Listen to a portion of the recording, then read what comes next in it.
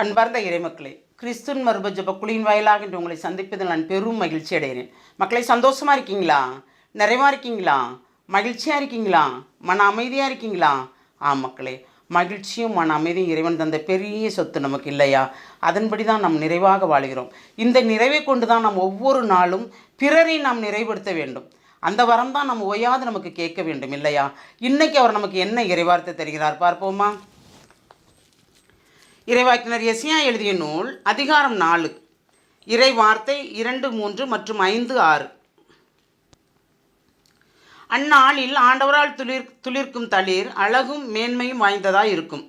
நாட்டில் விளையும் நற்கனி வகைகள் இஸ்ரேலில் தப்பி பிழைத்தவர்களின் பெருமையும் மேன்மையும் அமையும். அந்நாளில் சியோனில் எஞ்சியிருப்போரும் எருசலேமில் தப்பி வாழ்வோரும் புனிதர் என பெயர் பெறுவர்.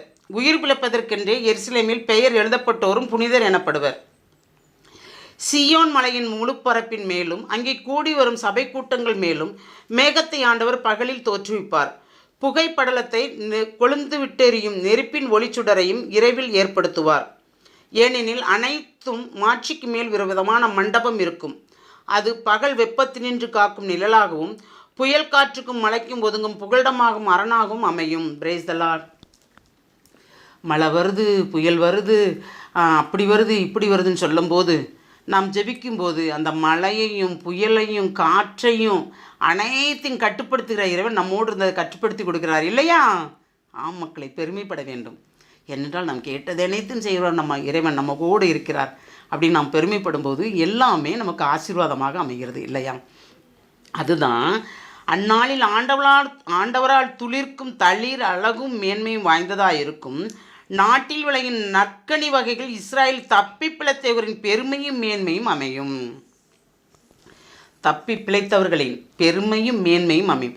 இறைவனோடு சேர்ந்து இருக்கும்போது, இறைவனுடைய வருகையை நாம் எதிர்பார்த்து காத்திருக்கும் போது நமக்கு ஒரு நிறைவான ஆசீர் கிடைக்கிறது. அப்போ அந்த ஆசீரை பெற்றுக்கொள்ள நாம் அவரோடு வாழும்போது நாம் தப்பி பிழைத்தவர்கள் நாம் எல்லாரும். நம்ம தப்பி பிழைத்தவர்கள் ஆண்டவர் என்ன பேர் வைக்கிறார்? புனிதர் என்று பேர் வைக்கிறார். இப்போ நம்ம மனிதராக வாழ்ந்துட்டு இருக்கோம், நமக்கு புனிதர் என்ற ஒரு பெயர் கொடுக்கிறார். பாருங்கள், எவ்வளோ பெருமையாக இருக்கு இல்லையா? மனிதர்கள் புனிதர்களாக மாறுகிறோம் அப்படிங்கிற மாதிரி ஒரு பெருமையை நமக்கு தருகிறார். அப்போ அந்த சியோன் மலையின் மேல் ஒரு மேகக்கூட்டத்தை தந்து பகலையும் இரவையும் அவர் கதிர்போல் மாற்றி எப்பவும் நமக்கு ஒரு நிறைவான ஒளியை தருவது போல், அதில் பகல் வெப்பத்தினின்று காக்கும் நிழலாகவும் புயல் காற்றும் மழைக்கும் ஒதுங்கும் புகலிடமாகவும் அரணாகவும் அமையும் என்கிறார். அப்போ இறைவன் நம்மளோடு இருக்கும்போது எல்லாமே நமக்கு ஒரு நிறைவான ஆசிரியை தருகிறது இல்லையா? இறைவனை சார்ந்து வாழும்போது யோசித்து பாருங்கள். நீங்கள் அப்படியே கண்களை மூடி ஒரு 5 நிமிஷம் அவருக்கு ஒதுக்கி பாருங்கள். அந்த 5 நிமிடத்தில் அவர் உங்கள்கிட்ட என்ன பேச வருகிறார் என்பதை உச்சி கேளுங்க. அந்த உணர்த்துதல் என்னென்று ஆய்ந்து பாருங்கள்.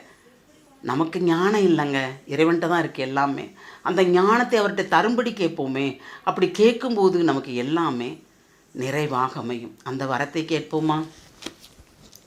வாழ்வின் வல்லலே இறைவா, உம்முடைய வருகை எதிர்பார்த்து காத்திருக்கிறோம். நீர் எங்களை வந்து ஆசீர்வதிப்பீர், எங்களை நிறைவாக வழிநடத்துவீர் என்று எதிர்பார்க்கிறோம். ஒவ்வொரு நாளும் எதிர்பார்க்கிறோம். ஒவ்வொரு நாளும் எங்கள் ஆன்மாவில் நீர் புதிதாக பிறக்கிறீர், நற்கருணை வடிவில் பிறக்கிறீர் ஆண்டவரே, எங்களில் புதிதாக. ஆண்டவரே, நீர் எங்களுக்கு தருகின்ற பெரிய வரப்பிரசாதமே அதுதான் ஆண்டவரே.